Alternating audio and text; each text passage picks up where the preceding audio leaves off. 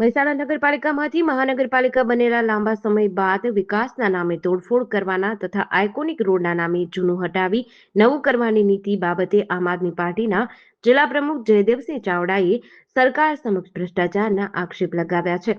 મહાનગરપાલિકાના કમિશનરથી લઈને મેયર તથા વોર્ડના કોર્પોરેટર પર ભ્રષ્ટાચારના આક્ષેપો લગાવ્યા છે. મહેસાણાના રાધનપુર રોડ ઉપર બની રહેલા આઇકોનિક રોડ વચ્ચે બનેલા ડિવાઈડર બાબતે આમ આદમી પાર્ટીના જિલ્લા પ્રમુખ જયદેવસિંહ ચાવડા આકરા પાણીએ મહાનગરપાલિકાના સત્તાધીશોને આડે હાથ લીધા હતા. રાધનપુર રોડ વચ્ચે આવેલા ડિવાઈડરમાં વૃક્ષો વાવેલા છે, જે વૃક્ષો હવે આઇકોનિક રોડ બનવા જઈ રહ્યો છે. તેમાં વૃક્ષો કાપી દેવામાં આવતા તથા તેને કાઢી નાખવામાં આવતા આમ આદમી પાર્ટીના જિલ્લા પ્રમુખે મહાનગરપાલિકાના અધિકારીઓની પદ્ધતિ પર ગંભીર આક્ષેપો લગાવ્યા છે. જય હિન્દ, જય ભારત, જય જય ગરીબ ગુજરાત. હું છું જયદેવસિંહ ચાવડા, એડવોકેટ મહેસાણાથી. મિત્રો, મહેસાણાના અંદર જે તે કરીને નવું કામ કરો, તોડફોડ કરો, પછી કામ કરવા માટેના ટેન્ડરો પાડો અને પછી પૈસા કમાઓ. આ ભ્રષ્ટ ભારતીય જનતા પાર્ટી અને અહીંના જે મહાનગરપાલિકાના જે અધિકારીઓ ખરા એમની એક પ્રણાલી થઈ ગઈ છે. કેમ કહી રહ્યો છું હું તમને કહું. મિત્રો, અહીંયા જુઓ, અહીંયા આપણે રાધનપુર રોડ ઉપર છીએ. રાધનપુર ચોકડીથી લઈને અત્યારે આપણે ઉલ્લાસનગર સોસાયટી આગળ આપણે અહીં છીએ. અહીંથી લઈને ત્યાં સુધી છેક સુધી આવા સુંદર વૃક્ષો વાયેલા છે, છોડ વાયેલા છે. આ છોડ વાવવા માટે, એનું જતન કરવા માટે અને એના પ્રોટેક્શન માટે જો તમે સળીઓ તમે જોઈ શકો છો, આ એંગલથી છે, બધાય છેક ત્યાં સુધીની છે, જાળીઓ નાખી છે. તો આ ત્રણે પાછળ અત્યાર સુધી કરોડો રૂપિયાનું આધન કરી નાખ્યું હશે. હવે આ વૃક્ષો જ્યારે મોટા થઈ ગયા છે તો આ મહામૂર્ખ અધિકારીઓ અને મહામૂર્ખ મેયર અને કોર્પોરેટરો આ બધા ભેગા થઈને નવો તગલકી નિર્ણય લીધો અને એના અંદર તમામ છોડ ખરા જે કરોડો રૂપિયાના ખર્ચે એનો વાવવા પાછળ, એના જતન પાછળ અને એના પ્રોટેક્શન પાછળ અત્યાર સુધી વપરાઈ ગયો છે. આમ છતાં આ બધા ઉખાડી નાખવાના છે. તો હું આપને બતાવું તો જો આ છોડ ત્યાં સુધી, અહીંથી લઈને ત્યાં સુધી છે. આ છોડનો શું વાંક હતો મારે પૂછવું છે પ્રશાસનને.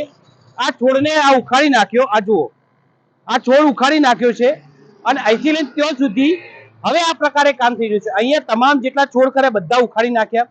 એના પાછળ, એના વાવવા પાછળ, એના જતન પાછળ, એની સિક્યુરિટી પાછળના તમામ પૈસા ખરા એનો વ્યય થઈ ગયો. આ પૈસા કોના હતા? આ પૈસા તમારા ને મારા છે. આ પૈસા મહેસાણાની જે મહેનતુ જે જનતા ખરી એના ટેક્સથી ચાલતા પૈસા ખરા, એ પૈસાનો વેડફાટ કેવી રીતે મહાનગરપાલિકા કહી રહી છે એ બતાવવા માંગુ છું. આખા છોડ બધા ઉખાડી નાખવાના છે, વોલ ઉખાડી નાખવાના છે. મહત્વની વાત એ તમને કહી દઉં, પહેલા આવા બ્લોક હતા. આ બ્લોક છે, આ બ્લોકમાં કોઈ તકલીફ નથી. આ બ્લોકના અંદર કોઈ જગ્યાએ કોઈ તકલીફ નથી. કોઈએ એવો આક્ષેપ નથી કર્યા કે આનાથી કોઈ તકલીફ છે. છતાં એ બ્લોક હટાવીને નવા બ્લોક નાખશે તો એ બ્લોકોનું શું થશે? આ જે જાળીઓ નંખાશે એ જાળીઓનું, આ જે હટાઈ દેશે એ જાળીઓનું શું થશે? કશું જ કોઈને ખબર નથી. આ બ્લોક તૈયાર હતા, કોઈ જ કોઈને નુકસાન નતા કરતા. મહેસાણાની સુંદરતા વધારવા કે ઘટાડવા માટે આ જે હતા એ ઇનફ હતા. છતાંય આ બધા ઉખાડી નાખ્યા અને નવા બ્લોક નાખવામાં આવશે. એ પણ તમને બતાવી દઉં. તો આ બધા કરોડો રૂપિયાનો જે વેપાર કરી રહ્યા છે એના માટે આ મારો આક્ષેપ છે. હવે આ બ્લોક નાખવાના આવશે. એના પહેલા હું આપને બતાવી દઉં, આ પાઇપ લાઈનો હતી. પહેલા વિચાર કરો, આ પાઇપ લાઈન હતી અને એ પણ કરોડો રૂપિયાના ખર્ચે નાખેલી છે. તો એ પાઇપલાઈનો હવે હટાઈ, હવે જો થોડી ફોડી કરી નાખી અને હવે નવી પાઇપલાઈન નાખશે. શાના માટે? કોના બાપની દિવાળી થઈ રહી છે? જનતાના મહેનતના પૈસાના જે ખરા એના ટેક્સથી જે મહાનગરપાલિકાએ પોતાનો સુદૃઢ વહીવટ કરવા માટે એમને રોકાયેલા છે. આમ છતાં આ લોકોને ફક્ત ને ફક્ત ભ્રષ્ટાચાર દેખાય છે અને આ રીતે કામગીરી કરીને કોનો વિકાસ કરી રહ્યા છે? ભ્રષ્ટાચારીઓનો. આ ખોટા ખોટા ટેન્ડરો જે પડી રહ્યા છે એ લોકોનો કે અધિકારીઓનો કે એના કોર્પોરેટરનો?